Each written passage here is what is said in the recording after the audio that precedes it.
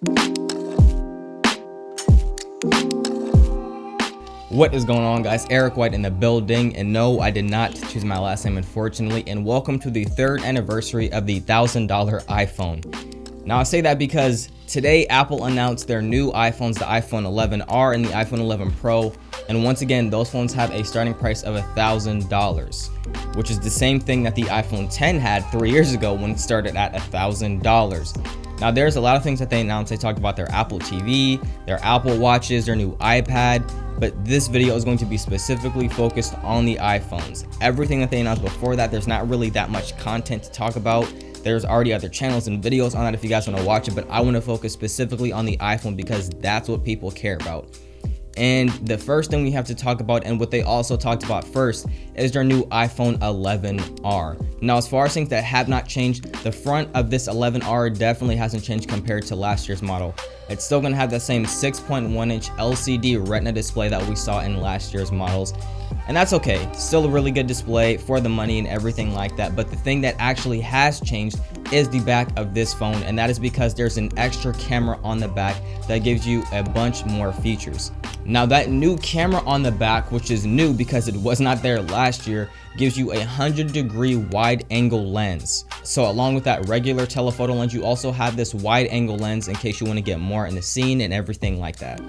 Now with that portrait mode lens, they also allowed you to not just take portraits of people, you can now take portraits of your pets, and I'm hoping you can do it with other objects. They weren't very specific about that, but last year when they had this phone, the iPhone XR, you weren't allowed to do portrait mode on anything except for people, and now they opened it up to pets, and I'm hoping you can do it on pretty much anything now, but we'll see when we get it into our hands. Now as far as taking pictures go, they have added a night mode, which they've pretty much been lacking in compared to Google and Samsung. They're a little bit late to the party, but they finally added their own designated night mode to their cameras.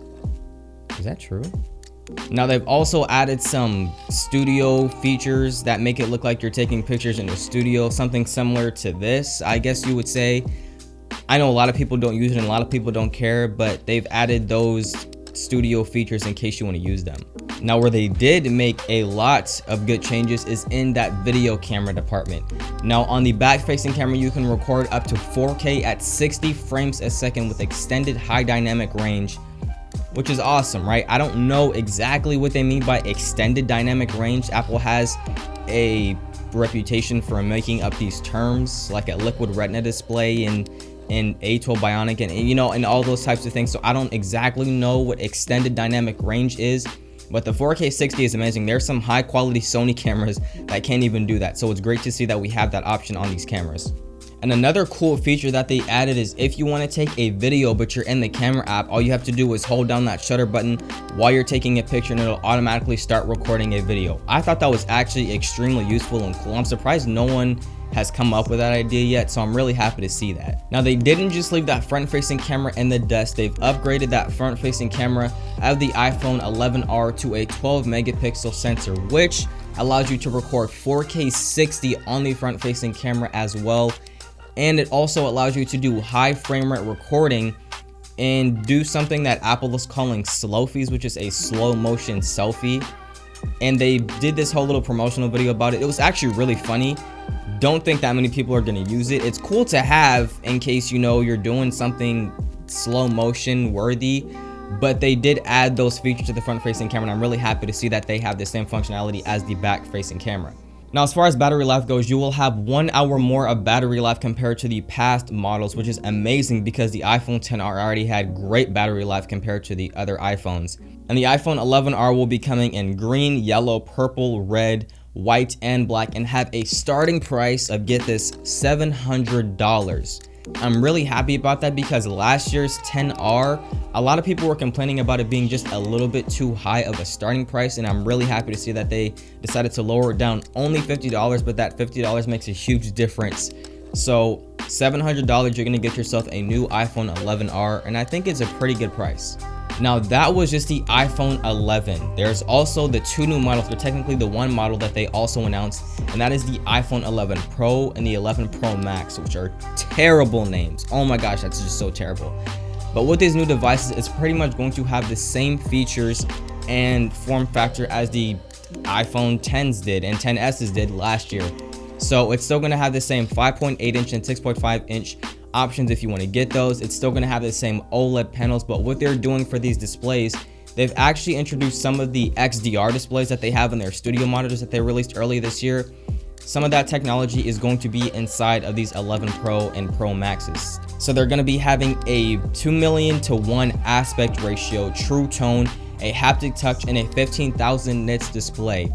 So basically, it's going to be an awesome display, amazingly awesome, vibrant, colorful, juicy display that you would expect in an OLED screen. So they're also introducing their A13 Bionic chip, which to be honest doesn't give you too much more than the A12 and even the A11 did.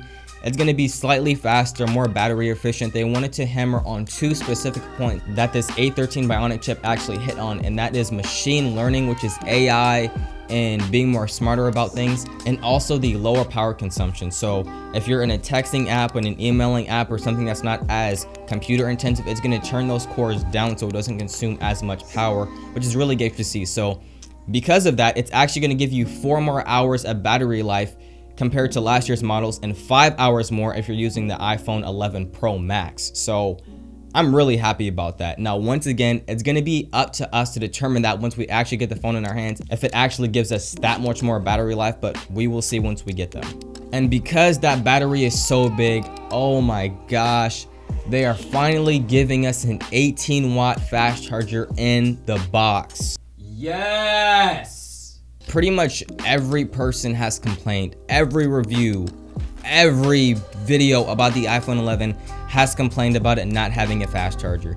Yes, no, it does have a fast charger, but it does not come in the box. So am I gonna pay $80 more for a phone that already has that feature? You should give that to me for free. Well, not for free, but included in the phone. Rant over. Happy to see that there's an 18-watt charger finally in the box of this new iPhone. Now, where most of the advancements in the iPhone 11 and the 11 Pro comes with their Pro camera. Now, all those features that I talked about, the 4K 60, extended dynamic range, studio lighting, and all that stuff is in these iPhone 11 Pro, but there are a few more features that they included with it. Now, coming with this new update for iOS 13 in the fall, they're supposed to be having this feature called Deep Fusion. So basically what Deep Fusion allows you to do, I might get some of this wrong, it takes 4 pictures before you hit the shutter, and it takes 4 pictures after or when you hit the shutter, and it sorts through those pictures and it makes more detail. It gives you better highlights and dynamic range and everything like that, but it does it as soon as you press the photo. So it takes 8 pictures and it reassembles those, takes the best, takes the detail out of them, rearranges the shadows, the highlights, and everything, and just gives you an overall better photo. Now, I might have messed that up, but it's supposed to be something along those lines. Now, we don't have that yet. That's going to be coming in the iOS 13 update, and I think that's pretty cool. I mean, every day we are getting closer and closer to not needing DSLR cameras, so it's going to be pretty cool to see what this thing can do. And because it has 3 cameras as opposed to the 2 on last year's model, you have a 100-degree wide angle lens, 120-degree wide angle lens, and that telephoto lens. So basically, it allows you to get 4 times optical zoom. You can zoom in 2 times for a telephoto, and you can zoom in 2 times to get a ultra wide 120-degree picture. And I think that's pretty awesome. That's a very, very, very versatile lens, and any photographer, those are like the trifecta of lenses you always need: a portrait, a telephoto, as well as a wide angle. So amazing to see that these cameras have all 3 of those tacked down. Now, that is pretty much it for the iPhone 11 Pro. That's not too much more to talk about. That's all that you are getting that's new. There's tiny little features that you might get in iOS 13 and tiny little features that they didn't talk about in the announcement, but that is all that they really talked about in this announcement. Now, the starting price for the iPhone 11 Pro is $999 and the iPhone 11 Pro Max is $1099. Do I think that they're worth that price? At this point, it doesn't really matter because they've been selling $1,000 iPhones for 3 years now. People are going to buy them regardless, but I think your money is best spent waiting for next year's models. They're going to be leaps and bounds better screens, even better cameras, and better technology overall in those next year's iPhones.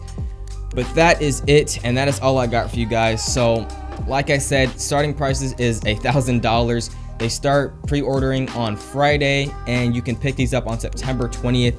And I also forgot to mention, if you pick these up, if you pick up any Apple device, an iPhone, an iPad, an Apple Watch, or anything like that, you actually get 1 year free of Apple TV Plus. So that should entice you to go get a new Apple device. But anyway, that is all I got for you guys on this fine evening. Thank you guys for watching. If you liked the video, go down below, click the like button, turn it blue. If you guys are new, click the sub button, join Innovation Nation. And just like always, I see you guys in the next one.